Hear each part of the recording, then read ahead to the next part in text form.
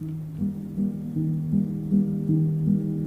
moment that you lift off into space, the acceleration, the G-forces, that instantly changes to complete freedom when the engines stop. You want to unbuckle and just fly. What you see is the most beautiful thing you ever saw. The planet, it looks extremely peaceful, but it's deceiving to see this and realize all the turmoil that is going on from the weight of humanity. Franklin has a very interesting history, and he's not just an astronaut, he's somebody who believes in hydrogen and understands the technology very deeply and thinks about the potential of hydrogen to be a part of the solution in climate change. Most astronauts come back from space with that feeling of a need to protect that one home, the only home we have. When you think of Cummins, you think of innovation. Countries are looking to reduce their CO2 emissions and to decarbonize their economies. We believe hydrogen and fuel cells can play a key role in making that happen. Fuel cells that use hydrogen and oxygen to produce electricity for the spacecraft. I envision hydrogen being involved in all power and energy processes on Earth. Fuel cells have been around for a long time. They got their start in the space program. This is just one more step in the evolution of who we are as a company and what the world demands from its power needs. Cummins announced a number of investments and partnerships over the last 2 years in the hydrogen space. We acquired Hydrogenics, which is a company that has leading fuel cell and electrolyzer technologies to make hydrogen, and announced a partnership with NPROXX, experts on hydrogen storage. Cummins is one of the few companies that has capabilities in electrolyzers, fuel cells, tanks, powertrain, along with electrified components. And now we pair that with the Cummins expertise in other areas. The future's pretty exciting. We are, as a company, very well positioned technologically. I'd like to think we eventually will be participating in activities on Mars and on the Moon. So a whole universe of possibilities that come along with hydrogen.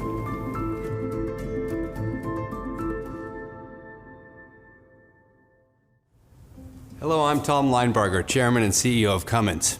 Today I'm excited to share how Cummins is participating in the emerging hydrogen economy and how we envision our role within it developing over time. As you've heard from Franklin, we believe there's an incredible opportunity for Cummins to continue to build a strong business in hydrogen production and fuel cell technology, contributing to the lowering emissions and protecting our planet. Throughout the day's presentations, several members of our leadership team will discuss the hydrogen economy and related key technologies, our view on the economics of hydrogen, and our view on market adoption. You'll also hear how Cummins is well positioned to lead in this space. At the end of today's presentations, we will have a Q&A session. Feel free to submit your questions using the button marked Submit a Question, and we will do our best to get to as many of these questions as possible. While I know many of you are eager to jump into the hydrogen discussion, I'd like to begin by sharing a high-level overview of our company, our values, and how our unique culture is a critical component of our past and future success. For those of you who may be new to Cummins and our business, we are a global technology leader that designs, manufactures, distributes, and services a broad portfolio of power solutions. Our products include diesel, natural gas, electric, and hybrid powertrains, and powertrain-related components. In 2019, we generated $2.3 billion in profits on sales of $23.6 billion. I'm privileged to be only the 6th CEO in our 101-year history. Since our founding, Cummins has always been at the forefront of social justice, environmental sustainability, and technology development. We are very comfortable driving change to push forward issues that we care about. Our former CEO, Irwin Miller, was part of Dr. Martin Luther King's historic 1963 March on Washington. Cummins was one of the first companies in the U.S. to provide benefits to same-sex couples. We were one of the first in our industry to publish a sustainability report. and we were the first company to embrace more stringent emission standards in the US and have been proactive in helping countries around the globe do the same thing. As many of you know, we have a long history of technological leadership in diesel and natural gas engines and components. And for several years now, we have been focusing on solutions that use materials and technologies that have less impact on the planet to deliver value and prosperity for our customers and our communities. Over the past 5 years, the company has developed and acquired significant capabilities in electrified powertrains, battery design and assembly, battery management, fuel cells, and hydrogen generation. This, of course, will be the focus of today's discussion. Through our stakeholder model, technology leadership, and our position as one of the largest companies in the world, Cummins is ready to drive the changes and solutions that will power a more prosperous world, today and tomorrow. And that brings us to an important focus for Cummins as a company: the transition to renewable and low-carbon power. There are many areas to dive into today, so let's start with a quick review of the landscape. As many of you know, we must lower greenhouse gas emissions drastically to limit the Earth's warming to 1.5 degrees from pre-industrial levels. To reach this goal, 189 parties representing the producers of 83% of global emissions have ratified the Paris Climate Accords.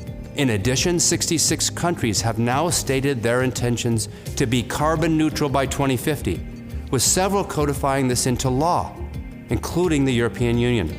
Cummins supports these climate goals, and in 2019 we published our ambitious Planet 2050 plan, which includes science-based targets aligned with the Paris Climate Accords and a target to be carbon neutral by 2050. One of the key ways the world can hit these targets is transitioning to low-carbon power, and we believe that hydrogen will play a meaningful role in that transition. There are a variety of reasons why we believe hydrogen will play an essential role in decarbonizing the global economy. For one, hydrogen is the most abundant element on Earth. It's light, it's storable, it's reactive and high energy per unit mass. Hydrogen is versatile. It can be transported as a liquid or a gas, converted into electricity to power homes, transformed into methane for feedstock, or used as fuel for transportation. Hydrogen is energy dense. It offers ways to decarbonize energy-intensive industries like long-haul transportation, shipping, and industrial processes. Hydrogen enables renewable energy. It can balance the variable supply and demand of solar, wind, and hydropower, and it can carry renewable energy long distances to power different regions. Hydrogen is green. It can be used and produced without direct emissions of air pollutants or greenhouse gases. This final point is key. Without hydrogen being green, it cannot be a meaningful part of the solution as we move towards carbon neutrality. There are differences in definitions, but for today, we'll discuss production in terms of gray, blue, and green. Almost all of the approximately 70 million tons of hydrogen produced today is gray hydrogen. It's generally produced by steam methane reforming, utilizing significant amounts of power through the use of natural gas. This produces over 830 million tons of CO2 a year, which equates to more emissions than all of Germany. Blue hydrogen represents 1% of global production and is essentially gray hydrogen, where the CO2 created in production is sequestered underground, generally in old gas fields. This reduces the CO2 emitted into the environment by 90%. Green hydrogen uses electrolysis to turn hydro, wind, or solar power into hydrogen with zero CO2 emissions. While only 1% of hydrogen produced today is green, this is the future of hydrogen production. Electrolyzers are the key technology that enables green hydrogen production, and Cummins is a key manufacturer. To replace the gray hydrogen used today with green hydrogen, the world would need roughly 3.2 terawatt hours of renewable power, resulting in over 350,000 megawatts of electrolyzer build-out. Just to put that in context for you, that would be